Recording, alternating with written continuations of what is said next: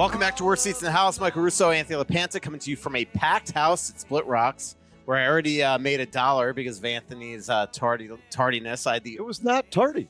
We had an over-under of 6:57:30. Right. So I definitely picked the over. You walked in 30 seconds before, so I won $1. So I wasn't tardy.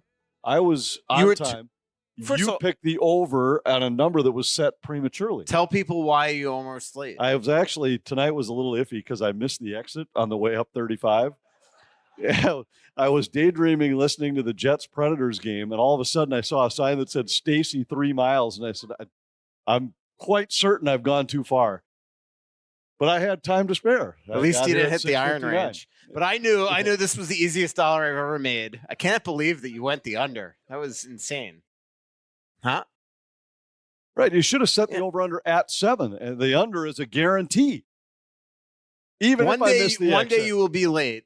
It could have you will been today be fined. It will go into the $100. It will go into the Worst Seats in the House Foundation Fund. Right, but remember we talked about this a couple. Which goes into the bar fund. For I have like 40 minutes of banked late time after you showed up 40 minutes late for a podcast. That doesn't count. That was like a window. We had a window on when to come. So thanks everybody for coming on out here to Split Rocks. And for being on time. Yeah. Everybody has been already done with their food.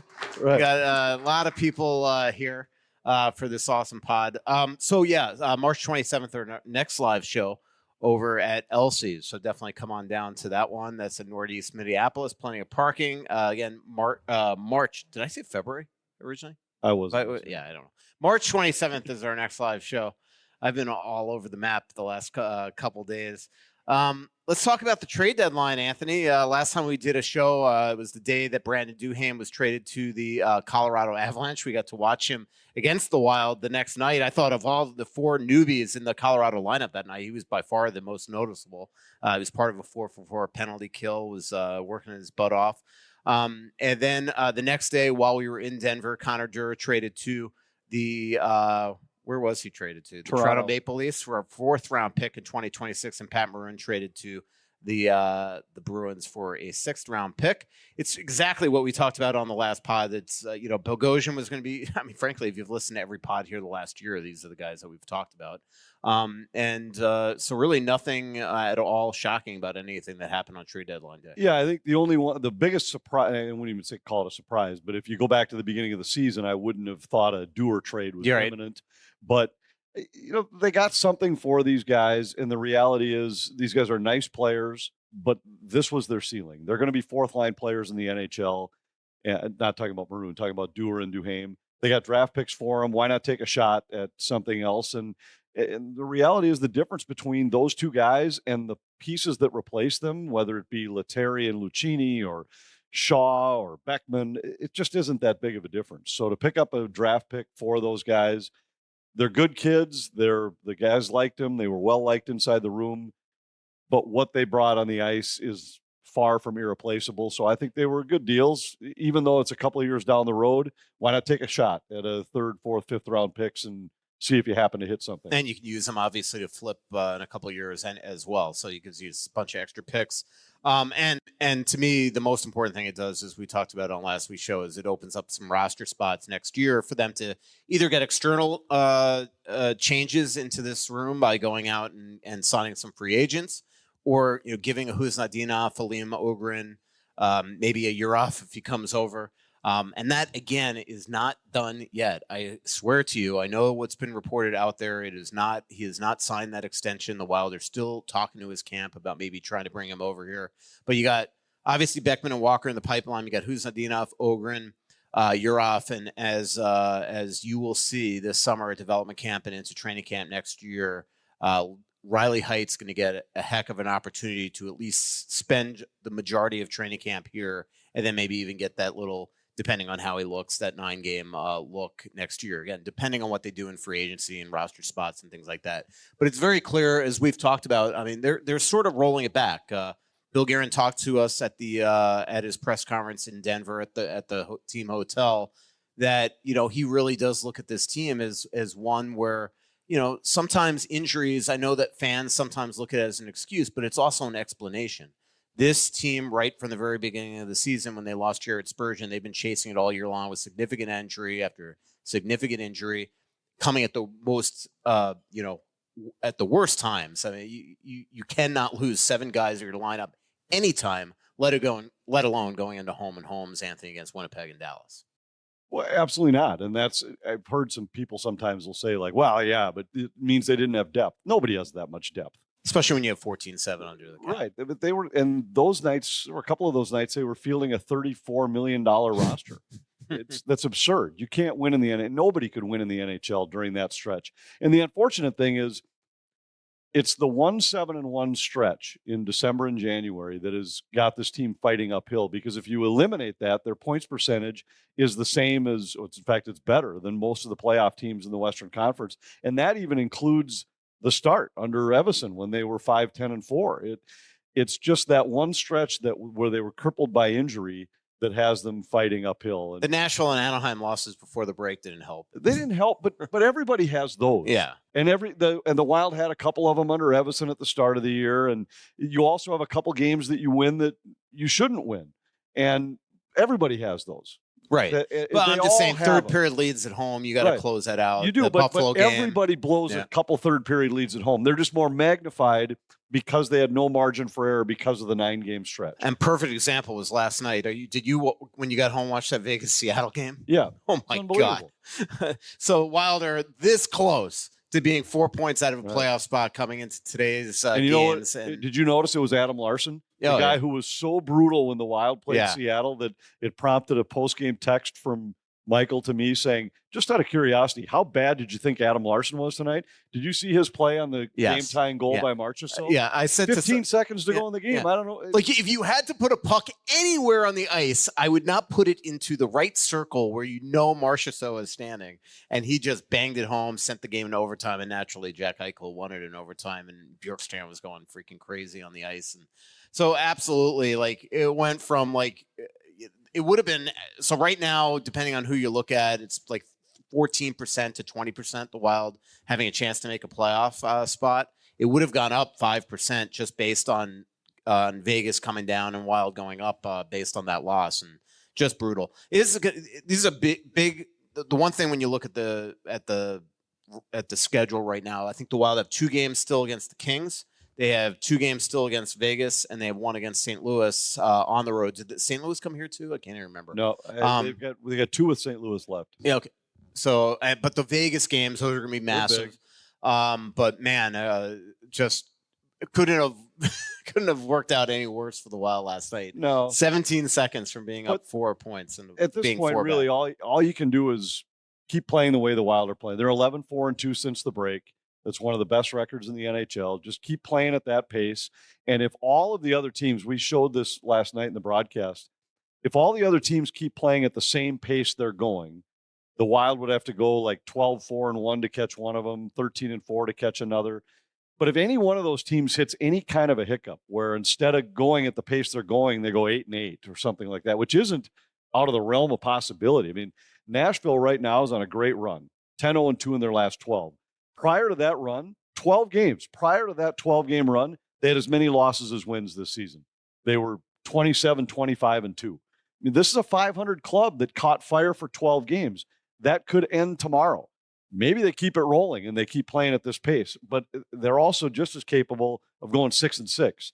And if any of those things happen, then the Wild's current pace is going to be good enough. So you just keep plugging away, make sure you win the games you're supposed to win. Like last night against Arizona, like tomorrow night against Anaheim, like next week in Anaheim, and then fight for your life in the other ones against LA, against Vegas, like they did against the Avs in Denver, and see if you can't steal half of those games. And if you do that, you never know. I think they'll be right there in the mix the final week of the season. It is impressive last 4 games just how hard this team has worked, considering how down they were in Arizona that day. And look, when you're GM and the players did it to themselves. But when your GM sells players for draft picks, that's a tough blow on any locker room. But yet for them to, rally around each other and continue to work absolutely, especially on the second of back-to-back in Colorado when they gave up a goal 40 seconds in, you think, all right, now they're going to lose 8-1.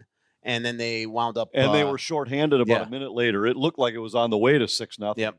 and Gus looked like every puck was a hand grenade, and it looked like trouble. And then all of a sudden, Gus locked in. Team played great, and I think it has a chance to be. And I asked both Ryan Carter and Wes Walls this, that you've both been in locker rooms when you pass the trade deadline, and there's been a lot of angst, a lot of nerves. Who's going to go? Am I going to get dealt? Whatever. Once it's done, a sigh of relief, perhaps, and like a galvanizing moment. Like they think we're out and traded and sold. Well, screw them. Let's prove them wrong. And I think the team took on that kind of mentality. And then the second part is, remember that it was Foligno coming back in the lineup in Denver. It was Middleton coming back in the lineup the next game. Now maybe you get a little jolt of energy from Khusnutdinov as early as tomorrow night, potentially. And now all of a sudden you got something where, yes, you sold at the deadline, but now you got a little injection of energy back into this lineup. And I also think there is just a little bit of the arch your back and prove them wrong kind of feeling right now within that room. Who knows if they can maintain it, but I thought the intensity level in Denver was incredible. They followed it up with an incredible effort against Nashville and dealt with the adversity at the end of the game with playing with a lead. You get the ridiculously poor call against Eriksson Ek that put him shorthanded. And instead of letting that derail you and knock you off the game, they just found a way to win it anyway.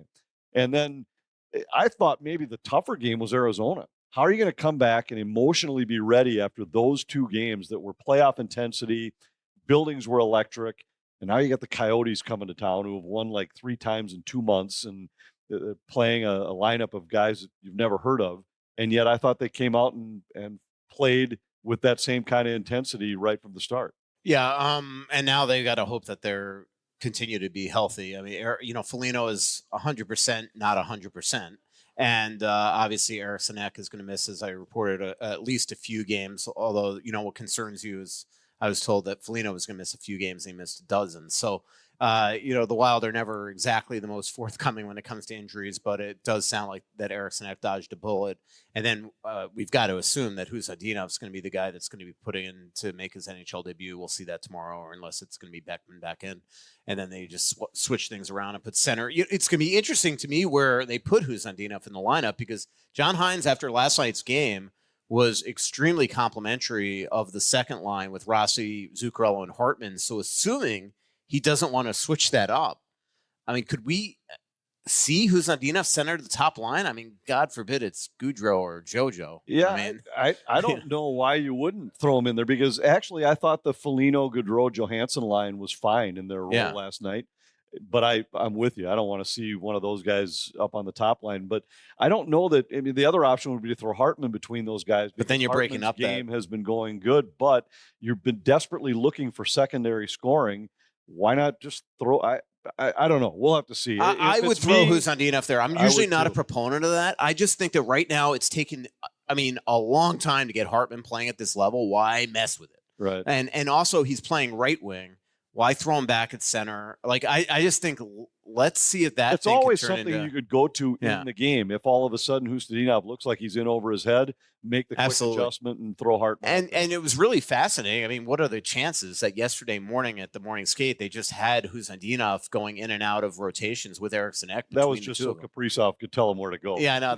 It really actually was that. Yeah. By the way, Kaprizov was hilarious yesterday talking about Khusnutdinov sleeping through dinner the other night, and when they were supposed to meet, and how the lack of respect for the ancient, the Isn't it funny? We talked about this in the broadcast a little bit, that it's now Kaprizov is the mentor. Yeah. He's the take you under the wing guy now. And you forget about the fact that he's only been in this country for 4 years. And yet now he's the guy showing somebody the ropes, teaching them the language, teaching them how to handle life in America.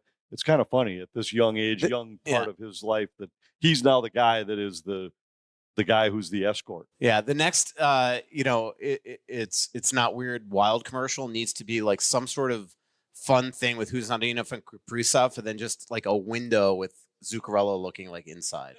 Don't you think? Like it just needs just like sad and looking at Khusnutdinov and Kaprizov hanging around. I think that'd be hilarious. Suddenly the third wheel. What else is going on with this team right now, Anthony? I mean, Fleury, 8-2, 2-2-2 in his last 12. What is it? it's a 922 save percentage and a 213 goals against. I think it's a little over 2. Yeah. He's been great, and he's 8-2. The team's 9-2 in his last 11 appearances, and it's been dependable. And the one thing you know about Fleury, for whatever point in his career he might be, there's not a moment he's going to face this year that's too big for him. Where we still don't know that about Gus. We really don't. Like, how's he going to handle the pressure of must-win games? Last year, he was the guy down the stretch, but nothing was a must-win. They were sitting in first place in the division with 6 games to go. They weren't playing for their lives, and you just wonder sometimes how he's going to respond to those big moments. Maybe he'll respond better in a secondary role. He's going to get one of the starts next week on the California trip to Anaheim and LA. He's likely to get one of the 2 later this week against either the Ducks or the Blues. And I know Hynes has gone back and forth with that. He's been looking at matchups a little bit. Fleury's been really good in St. Louis in his career. Gus has been good against the Blues in his career. But I think right now you ride Fleury as long as you can. The schedule has been forgiving enough where you're playing every other day. You don't need practice at this point in the season. If you're in the goaltender, let's just let her rip and see how he handles it. Other than that first goal in Colorado, Gus was super good that night, and that's the one thing. And the game before, he was brutal against San Jose. Yep, and the game before that, he was really brutal again. So I mean, like, to me, the one thing that he volunteered after the game was something that he was clearly repeating from the coaching staff and from meeting with them, is that what's driving them nuts is that you never know what you're going to get from him. And he says that he's striving for more consistency. And the only way that he could prove that he's going to be more consistent is by throwing him back into the fire here. What's going to be, I think, really fascinating what happens here in the next 15 or to 16 games of the regular season, depending on what happens with the playoffs, because obviously that's still the goal of the organization. But if they do lose a couple games, when do we see Wallstedt up? I fully anticipate that if it becomes very clear that they are not making the playoffs, that we're going to see Wallstedt recalled and get some games. I think that's one big, and I think that's one big reason why Lucchini and Lettieri were put on waivers, is that they needed that 30-day window that they could send him down and create a roster spot. Even though you can go over the cap, you can go over the 23 men, you have to be cap compliant, and they actually are going to have to make a roster move next time they call somebody up. And I think you need to go into the summer knowing a little more about Wallstedt and put him in better position to succeed than he was in that Dallas game in January when they were missing half the lineup and it was a second of back-to-back. Because they have, Wild never win anyway. Yeah, and they have to figure out what to do with their goaltending this offseason.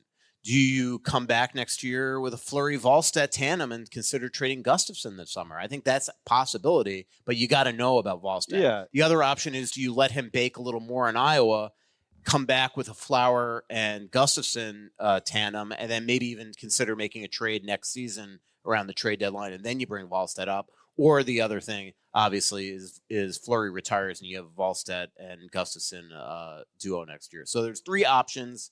The one thing that I think is that fourth option. I think there's an option of Fleury, trade Gus, sign some. There's going to be goaltenders available out there. Sign some proven NHL guy, even if it's a bridge to get you to January, and let Wallstedt have the 100%. first half of the season in Iowa and then come up at the end. I think it would be great if you had a chance to measure him a little bit at the NHL level down the stretch. If it doesn't work, it doesn't happen. It doesn't happen. But I do think if they're out of it, there's no reason not to see what you've got. Yeah. But at the same time, I don't know how much you'd learn in 2 more looks at him in the NHL compared to what you saw before.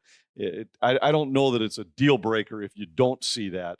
You still should have a pretty good idea what you've got based on what he's done in the Americas. I don't think it'd be the worst thing in the world to have him work with Flower, though. Like he is, there's still some professionalism things I think that Wallstedt has to get better at, starting with his fitness. I know he's started to really focus on that, but it could probably be better.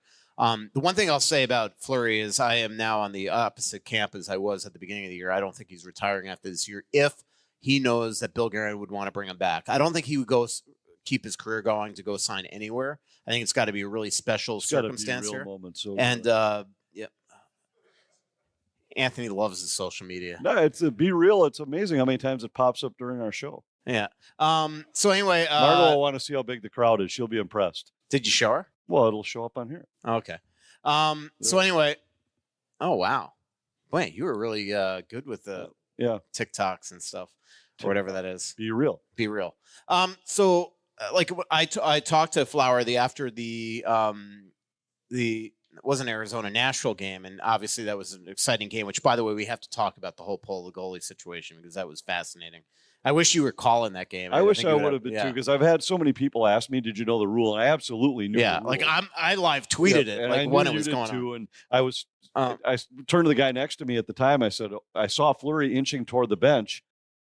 And I was like, whoa. I said, look at what we're doing. And the guy said, what? I said, we're risking a lot here by pulling the goaltender. And the other part of the rule that I also knew was that they couldn't put him back in the flow of the game, that it had to be at a whistle. Otherwise, you drew a penalty. Yeah. And let's talk about that actually for a sec, because there's one thing about that I wanted to bring up to you that I was talking to John Hynes about with you.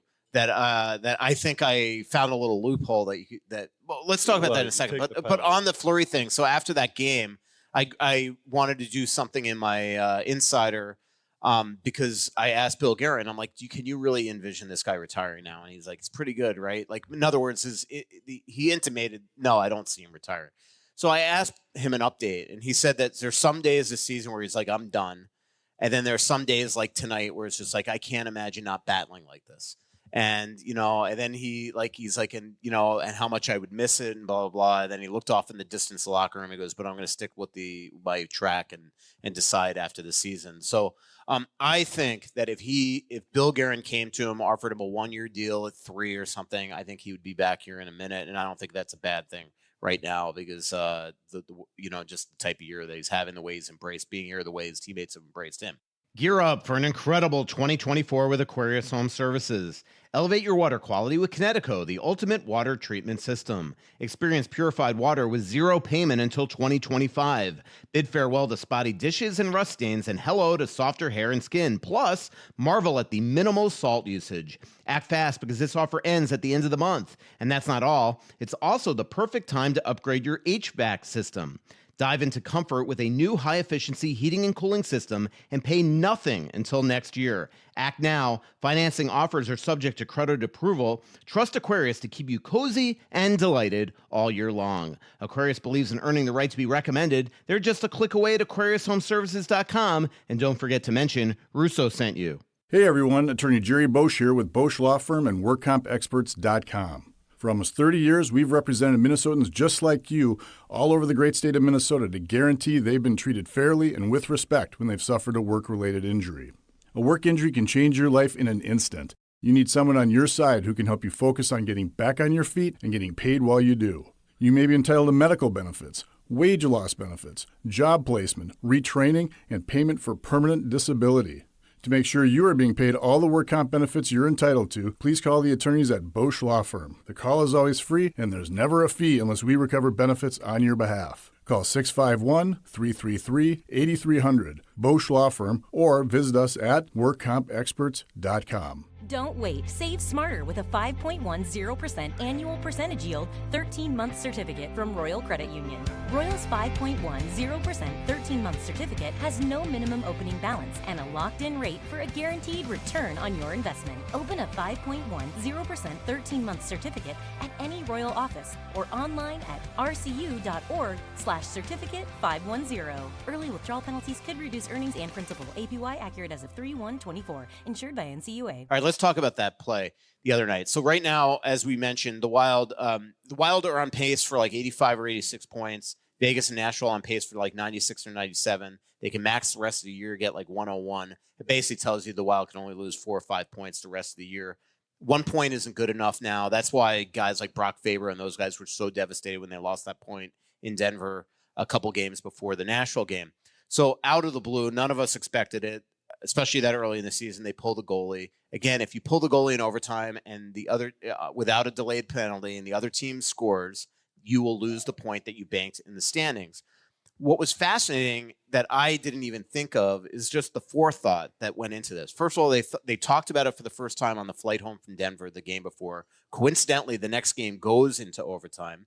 But all the stuff that needed to align there, like John Hynes hilariously was saying that, like, guys, when he told the guys that, hey, just be wary that I might do this, the whole overtime, they were like, now, and he's like, guys, relax. He wanted to let it play out. But one big reason that I never thought of is he wanted to ensure that guys like Gus Nyquist, Philip Forsberg, and those guys were on the ice and not Roman Josi, Ryan McDonough, Ryan O'Reilly. That he had to think, let's get the PKs and he wanted his best players fresh and on the ice with clear possession. It probably worked in their favor that the Wild players didn't know the rule. Yeah. Where he said all we told him was, if you lose the puck, don't sit back, go get it. Pressures. We want they don't sit back thinking like, hey, let's try and take. We just don't want them to think about it. Just go and pressure.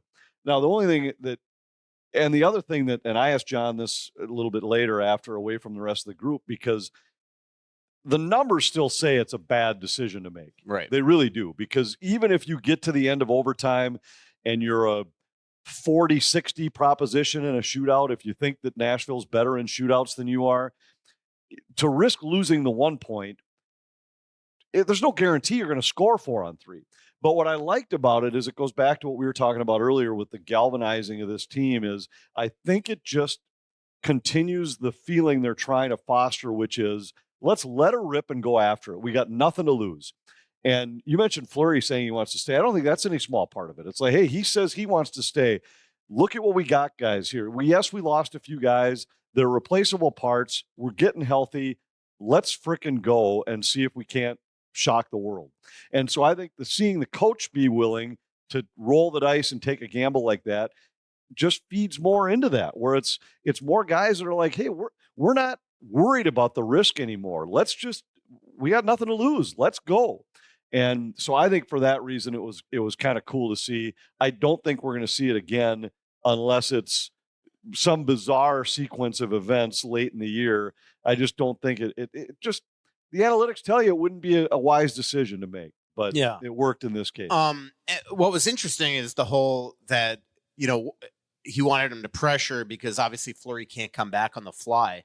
But the one thing there, yes, it's a penalty, but it's not a penalty shot, right? No, it's a penalty. Yeah. So like, to me, it's almost worth, if all of a sudden you lose the puck and they're coming down, you have them call the too many men. At least that way they call the penalty, you break it up, you put Fleury back in, and now you try to kill their 4 on 3, but you don't lose the point. Right. Like, it almost seems like, John was almost resigned to himself. Well, Fleury couldn't come back. I say freaking bring her back. In fact, I send 10 guys on the ice.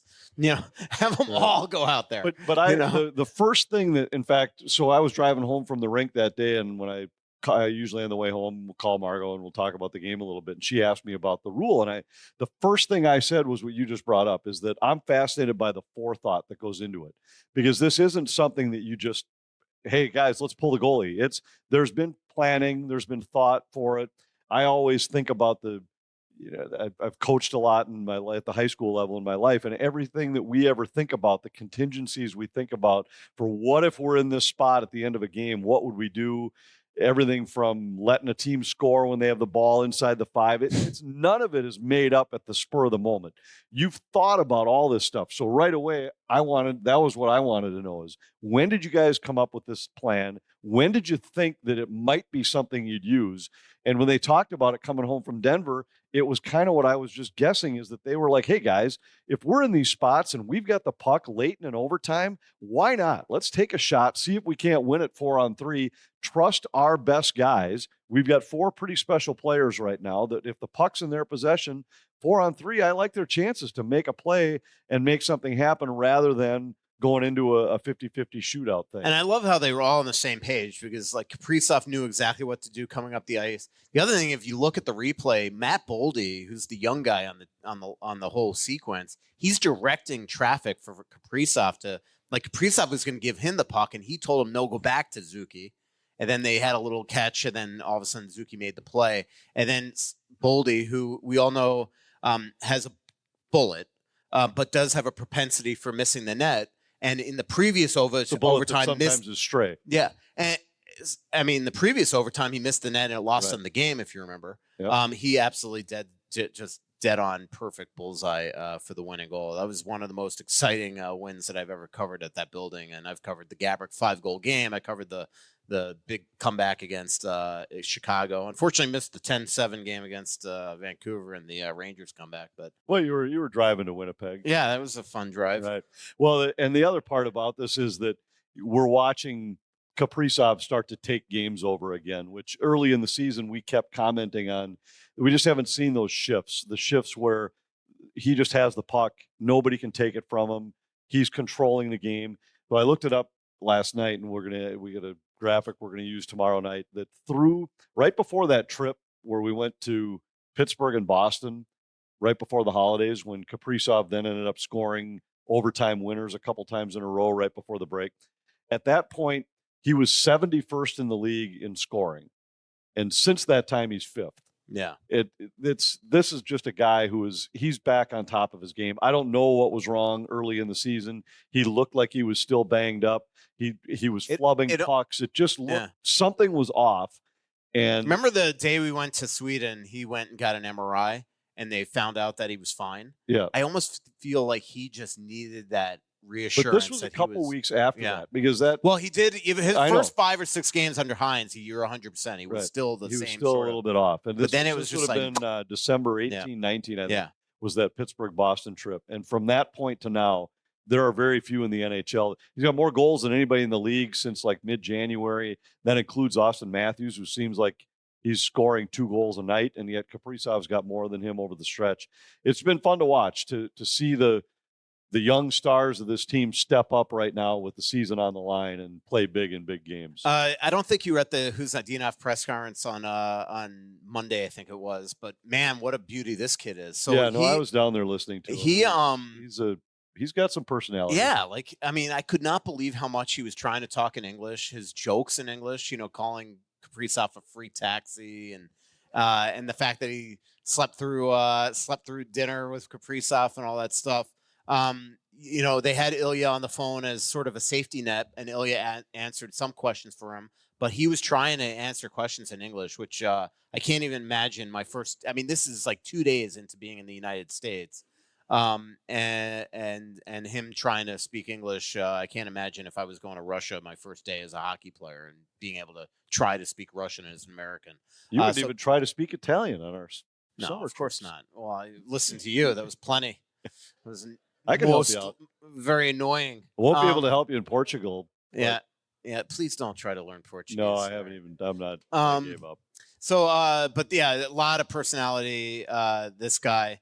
I just gotta read you this text. I got a text from Todd White just now.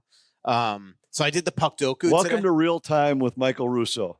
I'm in the middle of a sentence, but somebody else just texted me. Let me tell you about it. So puck doku, I did puck doku today, and I didn't understand what he meant by this, but he said, hopefully use me in puck doku today, because one of the categories was undrafted and wild. So I went with Prosser, though, in my thing. So do you play that puck doku? No. You should. It's fun, especially today. I've never even heard of it. My God, man. How is that possible? I don't even know what you're talking about. I'm going to start sending it to you every single day. All right. I was the guest puzzler today. We have a live mic here. Come on up and ask questions. What does a guest puzzler do? Come up with today's puzzle. I came up with a puck doku. All right, let's talk about it off the air rather than during the show. No, people want to hear about this. So there's a mic right there. Come on up. Feel free to ask any questions. Otherwise, we'll keep riffing along here. But you can come up on any time. What do you think of the Lou Nanne Appreciation Week? Was great. It really was. And I grew up listening to Lou Nanne. I'm sure a lot of people in the room did too. When you hear his voice, it just is synonymous with knowledge regarding hockey, and predominantly high school hockey. And that's why for me, it's been such an honor to work with him on some of these wild games. And I had a chance to do a couple high school games with him over the years, but not many. And when I'd find myself in NHL booths, hearing his voice, and you just feel like I'm back on my couch watching Edina play Bloomington Jefferson or something. There's just something about his presence and it was really cool to see the way he was honored, the tributes they did for him. So many times. It's cool. It's been an unbelievable run, and he made it clear he's still intending to do wild games with us the next few years. Seems like he's going to be able to work forever. I got a funny feeling that he'll be commandeering the trips to Florida and New York like he always does. But he's one of a kind and just such a high quality human. Great family. He gets back So I'm going to the GM's meeting Sunday, and he gets back from Turks and Caicos on Tuesday. So he already let me know Tuesday night he set up dinner reservations at his favorite Italian restaurant in Palm Beach County. So he's a beauty, and it was really cool to see him get honored, recognized. It was shocking that he just got out of here though and went to Turks, don't you think? Incredibly shocking. Yeah. So that's still my favorite, like him at the Winter Classic when it was like -10s, like, we Minnesotans don't leave here. And then he had like a flight that night back to Palm Beach. So I don't even know if he stayed for the game. Yeah. So it was a fabulous game the other night when they won in overtime, and I had no idea about that rule. Kind of surprised me. But I guess what I've not heard is, what's the logic behind that rule? Why do they not want you to pull your... Actually, it's funny that you said that. I was talking to Kaprizov about that yesterday. So in the KHL now, SKA started this like 2 years ago, where they pull the goalie every time and you don't lose the point there. And now it's become like almost an epidemic in the KHL, where it's just like 4-on-3. As soon as you get possession, and that when they first put the rule in, I remember we went to the NHL broadcast meetings and they explained to us the rationale was just that. So otherwise, the first team with possession pulls the goaltender, plays 4-on-3 until they get a whistle, and then you put the goaltender back in. But now if you're 4-on-3 with no risk of losing, if they happen to turn it over and they score on the empty net, it's just like you lost normally, but you've got every opportunity to win it. So they wanted to eliminate that. Yeah. So to keep the integrity of 3-on-3, essentially. Yeah. I didn't understand the need to have a whistle before you could put the goal back in. Like, at least, again, I haven't fact-checked this, but at least according to Kaprizov, this is something that happens all the time now in the KHL, and you don't lose a point if you're scored on. And I think Urov actually scored in a 4-on-3 situation last season, actually. So one other question, Anthony, do you actually do the graphics, and do you do all the stats behind the charts that you put up? I do all the stats and research. I don't actually physically build the graphics, but I do all the research and send them to our graphics guy, and then he puts them together. So we'll have anywhere from, I would say, maybe 20. Between 15 to 30 on a given night that I'll send to him. We might use 6 of them. We might use 15 of them. It just depends on the way the game flow goes. And they certainly have some others too. I'm talking about the full screen statistical trend kind of things. Those, I'd say 95% of what you see on our show I've looked up. There'll be a few every once in a while that those guys come up with on their own, but most of them come from me. Very nice. Might be a little early, but I don't think it's ever too early. Kirill Kaprizov will get paid wherever he goes, even if he stays here, so I assume it's about winning. Have you heard or think what an extension might look like, if he might sign here, if he might look elsewhere? Any news, anything, when Guerin might approach that? Yeah, I mean, they can't approach it for another year. I mean, obviously, you could talk to his agent and things like that. I think there's going to be some news coming out that hopefully I'll be the one to break regarding on his agent and a little partnership that's going on behind the scenes. That might be, I think, very good news for the Wild. It's sort of a partnership between agents, with his agent joining up with some others. I like a couple years ago, it was just like sort of like a joke, like he's going to name his price. So if he wants $14 million, he get $14 million. I don't think it's like that anymore. Like, he's going to have to be reasonable. Like, David Pastrnak makes 11.6, who just re-signed for 11. Elias Pettersson. I mean, Kaprizov as a winger can't be making more than Elias Pettersson as a center, or David Pastrnak, one of the best goal scorers of the league. So there's got to be some reasonableness to his agent. I do think that makes me concerned. See a plan to winning. I do think that's, but I think and I haven't asked him about this. My gut would tell you, if you look at our roster, there's every reason to believe that they've got as good a chance as anybody to be a winner in what would, like, 8 years. There's going to be a group of players here that I think would have as good a shot as anybody, but it isn't. When both sides want to get a deal done, you can get it done. Yeah. And so if he wants to stay here, they'll figure out a number that makes sense. What concerns me about his agent is that what concerns me, what I think that it'd be good if his agent does get this partnership, because the thing about his agent is every one of his clients leaves. So that's just been his history as long as I've covered the league. So that's a concern. The other concern is how many friends Kirill has in this league. You know, the Sorokin and Panarin and Kucherov and Shesterkin. I mean, it's endless, the number of people that he's buddies with. So you always get worried about that. So I do think it is incumbent on the Wild to show him that there is a mechanism to win here. It can't just be you just say it. You got to show him. You got to show him the plan. Have him believe in the kids, all that type of stuff, or he will adios. I mean, that's just, look, he wants to win. And look, this isn't just me making this up. Craig Leopold on the record in September said, we have to show, everything we do is about trying to re-sign that guy. And so, but it can't be $14 or $15 million. I mean, he is not somebody that should be getting paid more than McDavid and Matthews and Pasternak. And like I don't think that's the right way to do business. And if he leaves, then that's $11.5 million that you have to spend on other things. So we'll see that. We got a couple of years to worry about that, But it's like to me, it's not unlike Kirk Cousins. Kirk Cousins 36 coming off an Achilles. I wouldn't have given him 45 guaranteed. But the point is, there's a price point on everybody, and sometimes you got to make that hard business decision. And the best GMs in the league make hard decisions every day.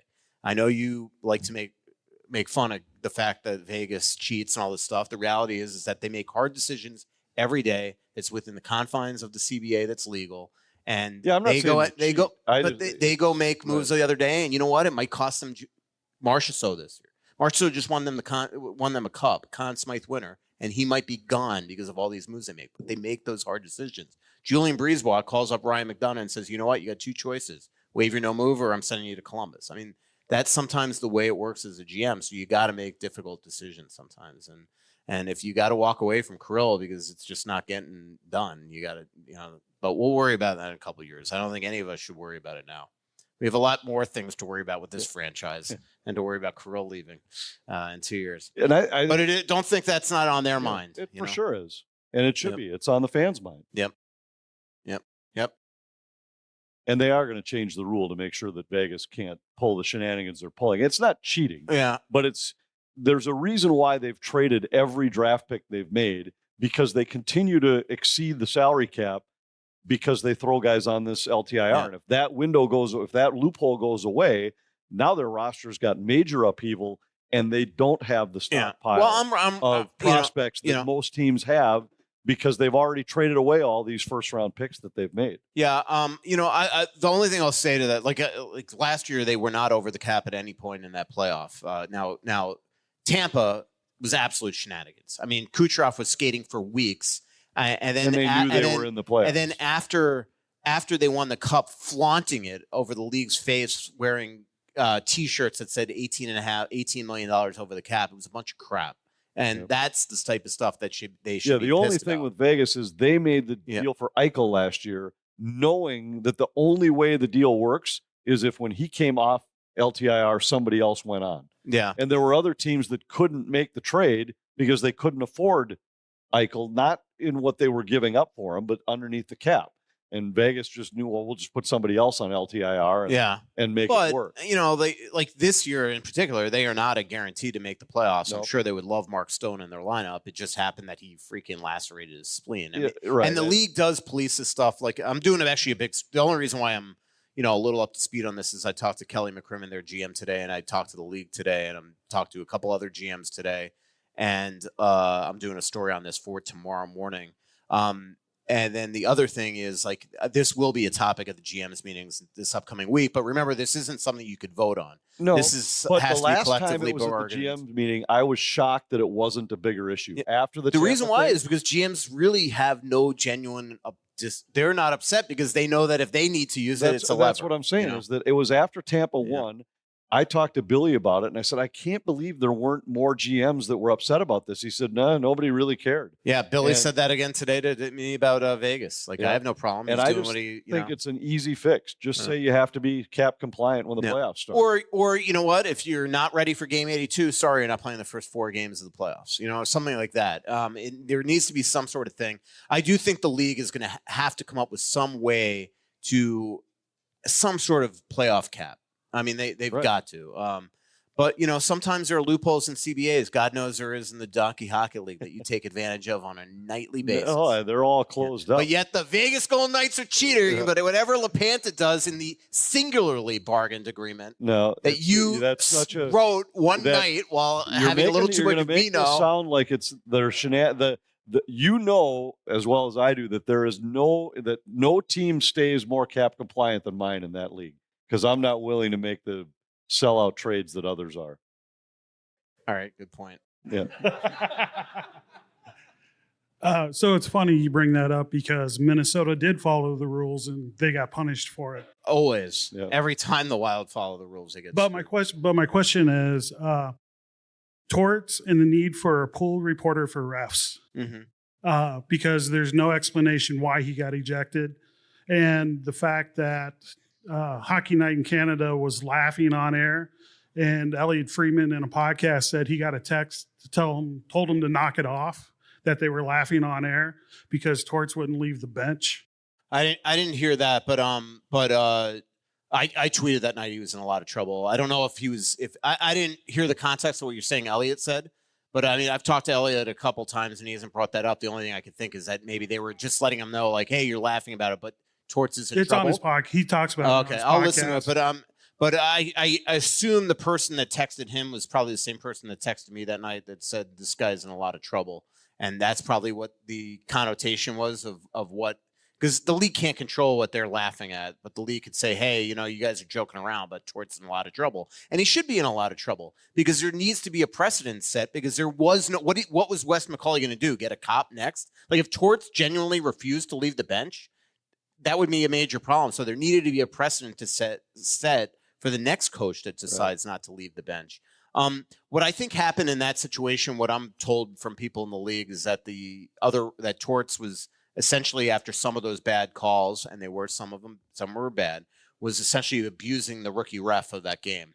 And finally, Wes McCauley had it and got rid of him. And it was more that like trying to protect his colleague. It looked like what Tortorella was saying. I just watched the game broadcast, I'm sure like you did, where it looked like he said, I'm not leaving, I want to talk to him. Yeah. And which makes some sense, but at the same time, you can't have guys that thumb their nose at the authority figure in the game, which is the referee. So the funniest thing, there's a time and a place to have to make those statements. Make it at the podium after the game and say, this guy was brutal. He refused to come over and talk to me. He's a rookie NHL ref, and I think you could say it and do it there.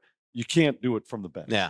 The funniest thing about that whole thing is it was the 20-year anniversary of him coaching of the Lightning's Stanley Cup win down there, which I covered. And so for Wes McCauley to throw Torts out at the beginning of the game with the entire 2004 Stanley Cup winning team there, they got a kick out of it. And what's really, I think if you listen to this podcast, I'm really tight with Wes. Wes at the All-Star game in Tampa about 5 years ago that I covered, Brad Marchand was going out there and he joked with him on the ice. He said, how much of a hero would I be right now if I called you for a penalty tonight? Because, the Lightning fans hate Marchand.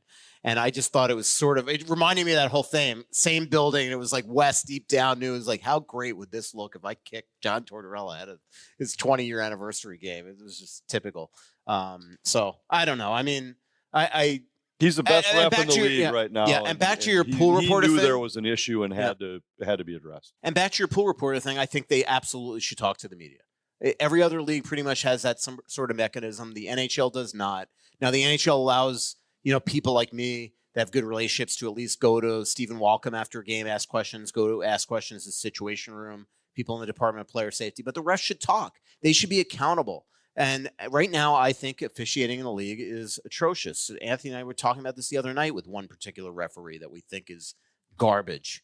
And he that never we think is garbage. Yeah, but he is garbage. And he skates around with this just what, don't stink attitude. Like, I control everybody, and his first thing is to yell or ignore. And, people like that should have to talk to the media and justify their atrocious calls. And shockingly, he made one that night. Now you guys can all figure it out. Hopefully he's listening. Hey, it's Russo for Livea Weight Control Centers. The weather has been spring-like virtually all winter long, but it's about to get even better. So get spring ready the Livea way and lose up to 10 pounds in your first 2 weeks. I joined Livia back in December. I've crossed the 25-pound mark because of the personalized and doctor-recommended program tailored to my unique needs, goals, and lifestyle. I was there Monday. I told them about heading down to the GM's meetings in South Florida this Sunday. And these trips are hard work, but there's a social nature to it as well. Between meeting up with people in the game for drinks and having dinner at night with the Pierre LeBruns and the Elliot Friedmans and the Jeff Merricks of the world. They gave me all sorts of tools and tips so I can continue on my weight loss journey and not stray off path. And if you join Livia today, you'll get your first 3 months free. Plus, Livia is now offering breakthrough weight loss medications at their center locations. The medical weight loss program is the perfect thing to complement the work that I've done on the nutrition side of the journey. It's amazing how it decreases my appetite during my sometimes 20-hour days of late nights and early flights. So join Livia today and get your first 3 months free. Visit livia.com, that's LIVEA.com, or call 855-GO-LIVIA. Plus, make sure to tell them Russo sent you, and they'll get you all set up. And don't forget to ask about those breakthrough weight loss medication options. Visit Livia.com or call 855-GO-LIVIA. Start your weight loss journey now and get spring ready the Livia way. I want to tell you about my favorite men's clothing store in the Edina Galleria or anywhere, Twill. TwillMN.com is the website. Twill in the Edina Galleria is the right way to think of it. And I've just been a big fan of the Brax pants. I wear jeans a lot because I'm a sports writer, and we all tend to wear jeans a lot. But sometimes I want something that looks a little bit better than jeans. Sometimes I want something, frankly, it's more comfortable than jeans. That fits me better than jeans. And Brax has that. It's like they have pants that look dressy. They have pants that basically are jean replacement, where you can throw on a dress shirt. You can throw on a dress shirt and tie or a sport coat, and they will look like dress pants. I just love that about this place. So it's one of the many brands I'm going to be highlighting about Twill. But I also recommend going into Twill. The Edina Galleria is a beautiful place to shop. Stop by Twill. There's no pressure. It's experienced long-term employees who know their stock, who know their clientele. They just want you to come in and take a look around and feel relaxed. That's why I love the place.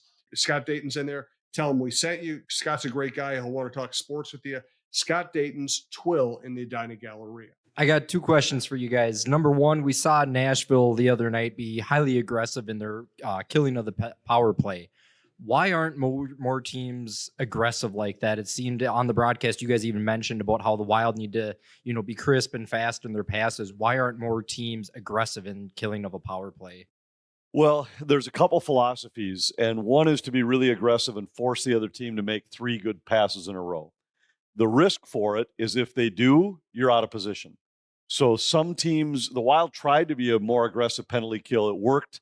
2 years ago, they made a significant change. They scored a pile of shorthanded goals. They were pressuring everywhere. Then last year, it didn't work. They had the worst penalty kill in the league down the stretch.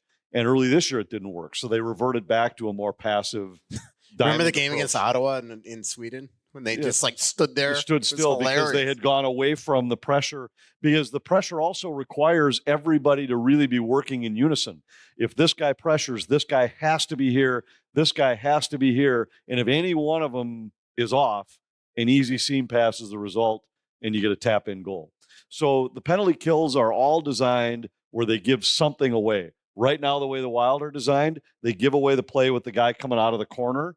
There's room as he walks toward the front of the net. They're trying to take away the cross-ice seam pass. It just depends on philosophy. And Andrew Burnett and the Predators are a pressure-in-your-face team. But if you watch, once you get the zone established, they, like most others, will then regress back into a box or a diamond, depending on what system they're in that night. But there's just some teams just think they have the personnel to be more aggressive than others. Wild can't do either.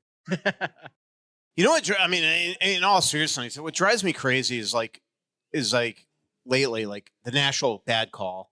What was the other one? The Colorado one, cheesy call on Kaprizov. I thought that was a good call, actually. He stuck his hand in. Yeah, the Edmonton one. We were in Edmonton earlier season. Bad call there on Hartman. I thought it just you get bad calls, you're allowed to kill the penalty. It feels like every time the Wild get a crappy call against them, they can't kill it. That's on them. Yeah. The one that I'll say in Denver was a little bit different, I thought, because number one, I did think it was a good call. He stuck his stick in the hands of a skilled player. It didn't make major contact, but don't put your stick there. and then you don't get called. Hynes agreed with you. And then they killed most of that 4-on-3, which 4-on-3s are tougher to kill than 5-on-4s. And it was actually kind of funny when it happened. The Wild got a big clear with about 30 seconds left. Yeah. And it allowed them to change, but they changed their best killers, which they had to. They'd been on the ice a minute and a half. But it all of a sudden, as soon as they came over the boards in the back of my mind. And Brodin at that point was 207. Yeah, I was like, and Middleton wasn't playing. Right. I'd rather have those two guys in an exhausted state than whoever else is coming over the boards. It was Mermis, Bogosian, and Goudreau. Yeah, and really the one guy that should have made the right play was Bogosian, and all he had to do was bury Nichushkin, and he just tried to stick check him, and it obviously turned into a goal. So. Russo, my other question, can you explain to my wife the importance of reading the Gamer the next day? Yeah, I'd like to... There's been nights where next morning she goes, we just watched the game last night. Why are you reading about it? It's funny. I did a Zoom with Chad Graff's. You're going to throw up when I tell you this or get really nervous. Chad Graff's sports writing class at University of New Hampshire I did a Zoom with. Oh, boy. He's a professor. Yeah. Chad Graff. Well, I knew that. Who couldn't find his way from the bar to a hotel in Mo City. We're listening to this Zoom. Yeah. So anyway, they're going to be tainted forever. Yeah, we did this Zoom, and I talked to them about the art of the gamer, and but I did tell them the one thing that I've learned really, especially at the Athletic, is that most people have seen the game, as your wife said. Most people, have looked at the box score. So what you've got to do is you got to understand that your access provides something that you can't get on TV or by reading or whatever. And so you have to try to hit on that and find the really cool parts of having that access and then writing about that. So that's why lately, a lot of our gamers are really single-minded, not full gamers like you would see at the Strib when I was there. It's more like picking the theme the other night, just doing the takeaways, and then looking at the situation where they pulled the goalie and just writing about that and who gives a crap what happened earlier in the game. So we've sort of changed. Your world's different too where you no longer have a deadline. I know you're trying to get something up fast so that everybody has access to it quickly. But the truth is, in the old days, you guys used to be in absolute panic mode when something would happen late in a game that changed the gist of and we deal with that. I deal with that a little bit when I'm hosting post-game shows during the Twin season, where you've got a few ideas on what's happening, and all of a sudden in the ninth inning, the game, the story changes. The other team wins. We're not writing, but we're in a blink of an eye. Hey, the package that you just had about first pitch strikes from this guy, forget about that. Now we're going to talk about how the bullpen imploded instead. So you have to be ready to. Now, for a writer who's on a deadline, that's a major deal. You got to have a totally different story written. But I know it's different for you now in the blogger world. Mm-hmm. We still do the takeaways.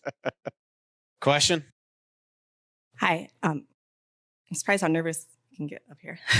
Don't be nervous. Don't be nervous. It's only Anthony. So going back to Gustafson, I'm curious with the two of you, with your expertise and seeing players throughout the years, especially goalies, what your opinion, regardless if he stays with the Wild or if he ends up with another team, just overall, I know it's hard to kind of predict these things, but do you see him as one of the premier goalies, or, and excuse the word, but is he slightly overrated, or is it just a product of a tumultuous season? So I'm really curious about your expertise, and as far as it's hard to predict that. Yeah, it's hard to predict. I'll preface by saying I have no expertise in the way of goaltending. I had a goalie son. Thank you. And I have no expertise.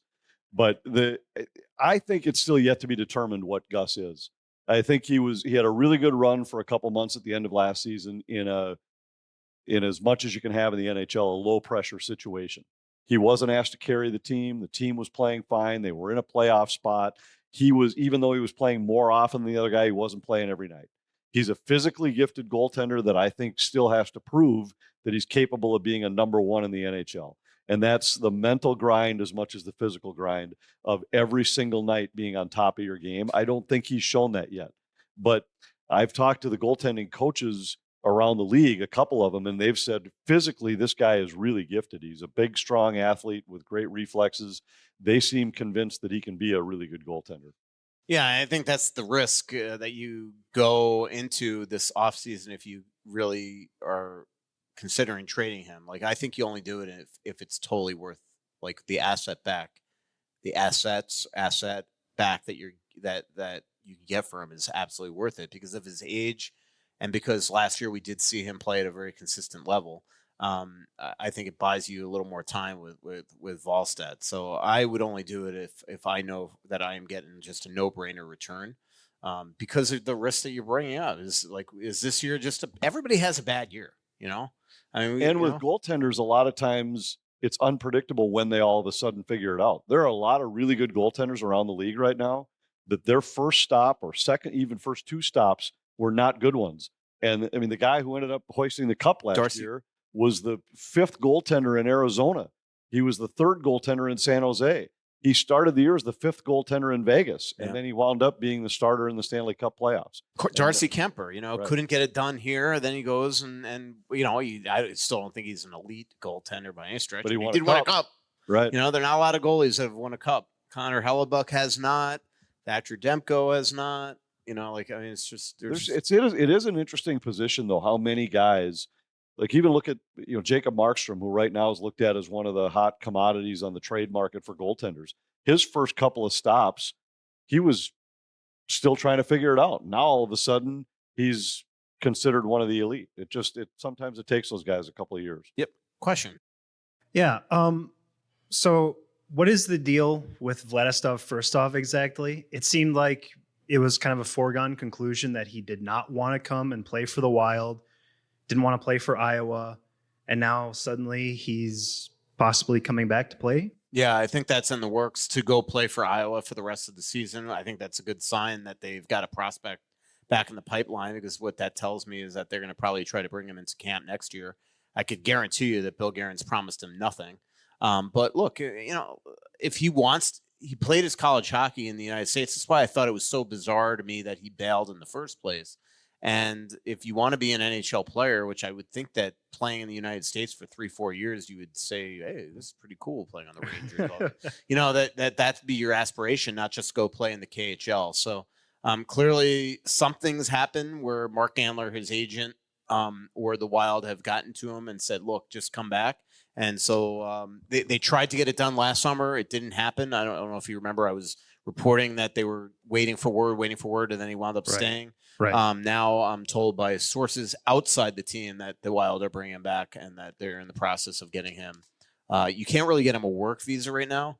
I don't think you can, because he wouldn't be being paid. So they're in the process of getting the appropriate immigration work to get him back here for the rest of the Iowa season. So he started here. So how did he? So he needs to reapply for a work visa now that he's been over. Yeah. I mean, I don't.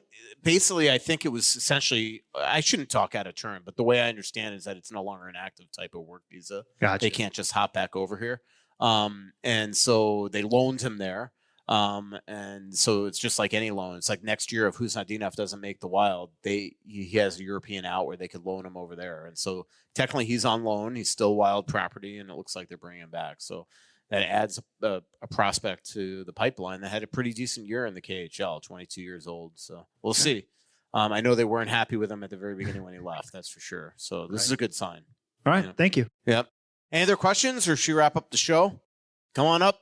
I'd like to call on you, but we need the mic in front of you. What are most of us missing John Merrill versus Maris? I always thought Merrill had... Mermis. Sorry. I always thought that Merrill had to have pictures of Evanson or something. I mean, what are we missing? Yeah, I actually think Merrill's been fine lately. Yeah, he wasn't good against Arizona, I didn't think. But last night? No. But he's been... Mermis has had his moments, too. I thought Merrill was good last night, other than the one play where he got pickpocketed for almost a breakaway goal. Yeah, I thought he had a couple. It really is a bad shift. But he's been better for the last month or so, I think. And prior to that, I think Mermis was better, and Merrill was scratched a few times because of it. But since I think now they've kind of landed on that Merrill's at least one rung on the ladder above Mermis. And Mermis has been fine. He's played more in the NHL this year than any other year of his career. I think he's proven himself capable of being a 6 or 7 guy in the NHL, but either one of those guys right now has really separated themselves from the other. I don't think.